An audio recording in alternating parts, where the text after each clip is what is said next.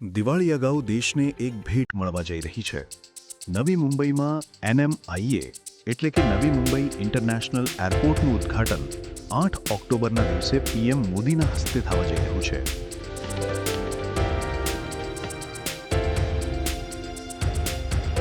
મુંબઈમાં બીજું international airport બનવાના કારણે ઘણા ફાયદા થશે.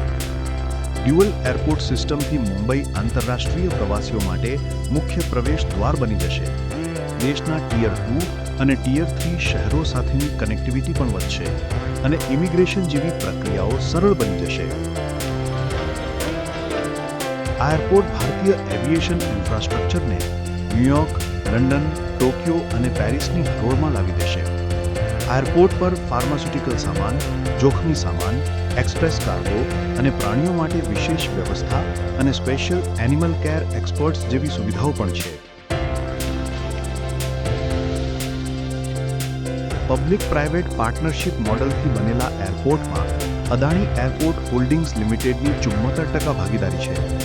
અદાણી ગ્રુપના ચેરમેન ગૌતમ અદાણીએ 2 ઓક્ટોબરે NMIAના ફ્લાઇટ ઓપરેશન્સની સમીક્ષા કરી હતી.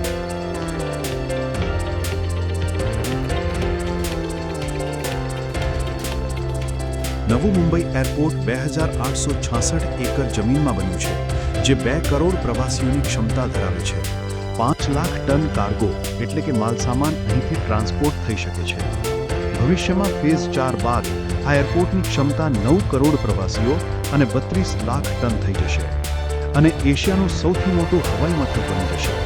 આ એરપોર્ટથી લાખો લોકોને રોજગારી મળશે અને અર્થતંત્રને પણ વેગ મળશે.